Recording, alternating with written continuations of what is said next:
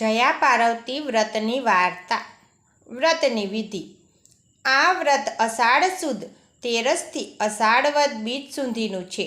રોજ પ્રાતઃકાળે સૂર્યોદય પહેલાં સ્નાનાદિથી પરવારી શિવ મંદિરે જઈ ભક્તિભાવપૂર્વક શિવજીની પૂજા કરવી, પાર્વતીજી અને ગણેશજીની પૂજા કરવી. ત્યારબાદ વાર્તા સાંભળવી, શિવજીનું સ્મરણ કરવું, એકટાણું કરવું, ભોજનમાં ગોળ અને મીઠાનો ત્યાગ કરવો, અષાઢ વદ બીજની રાત્રે જાગરણ કરવું અને શિવ મહિમા જાણવો. આ વ્રતના પ્રભાવ વડે કરીને 7 જન્મનું વાંઝ્યા મેણું ટળે છે, સ્ત્રી સૌભાગ્ય પામે છે. વાર્તા. ચંદનપુર નામે એક ગામમાં દેવદત્ત નામે એક ધર્મિષ્ઠ બ્રાહ્મણ રહેતો હતો. તેની ગુણવાન પત્નીનું નામ ભક્તિ હતું. બંને પ્રભુ ભજનમાં જીવન ગુજારતા, વળી શાસ્ત્રોના નિયમ પ્રમાણે જીવન જીવતા. અતિથિને આવકાર, ભૂખ્યાને અન્ન અને તરસ્યાને પાણી આપી તૃપ્ત કરતા. પતિ પત્ની સુખી હતા. દુઃખ હતું તો બસ એક જ વાતનું કે લગ્નોને વર્ષો વીતવા છતાં શેર માટીની ખોટ હતી. તેમના તમામ સુખ પર પાણી ફરી ગયું હતું. પોતાનો ખાલી ખોળો યાદ આવતા જ ભક્તિ આંસુ સારી લેતી હતી. એક દિવસ દેવર્ષિ નારદ દેવદત્તના મહેમાન બન્યા.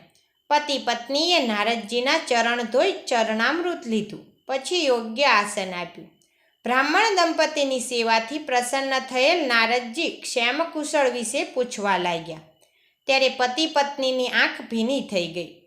દેવદત્ત ગળગળા અવાજે બોલ્યો, પ્રભુ, આપની કૃપાથી બધું સુખ છે, સમૃદ્ધિ છે, સંપત્તિ છે, પણ હજુ ઘેર ઘોડિયું બંધાયું નથી. તેથી લોકોના મહેણા અંગારા જેવા લાગે છે.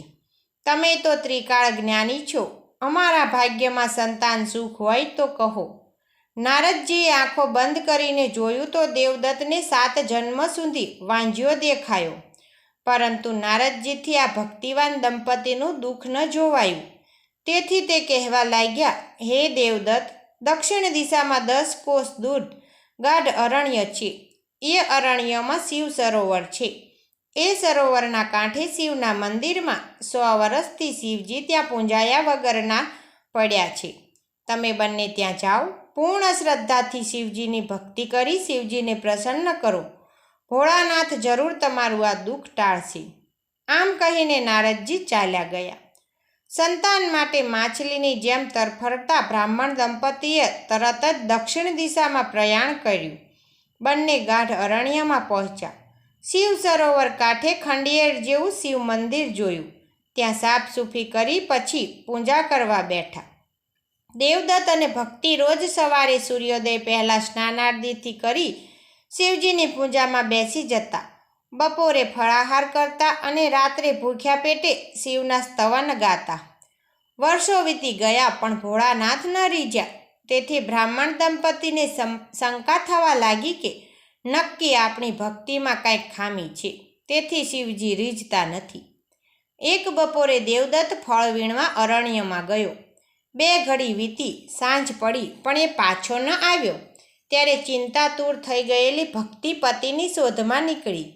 ત્યારે એક વૃક્ષ પાસે એણે પતિને મૃત અવસ્થામાં જોયો.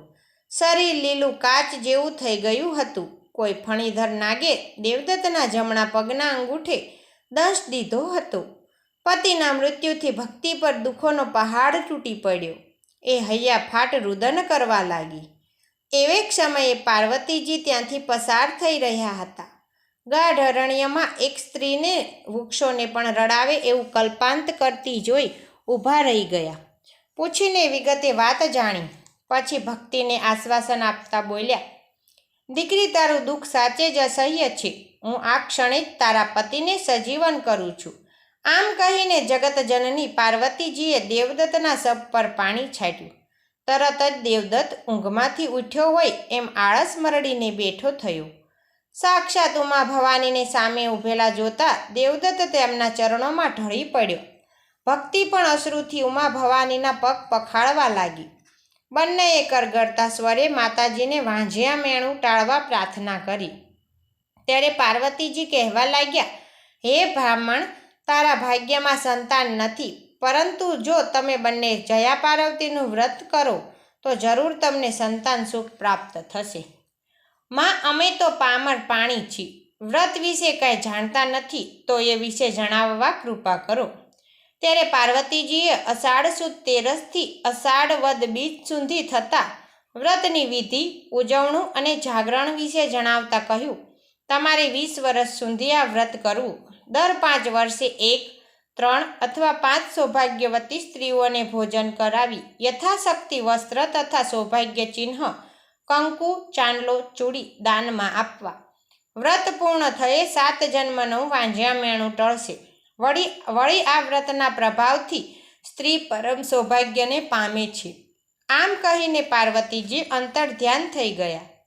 સમય જતાં ભક્તિએ દેવના જેવા દિક્પુત્રને જન્મ આપ્યો. પતિ પત્ની ઘણા ખુશ થઈ ગયા અને આનંદથી જીવન પસાર કરવા લાગ્યા. જયા પાર્વતીનું વ્રત જેમ દેવદત્તને અને ભક્તિને ફળ્યું, તેમ વ્રત કરનાર સર્વ મનુષ્ય માત્રને ફળજો. જય જય પાર્વતી માતા.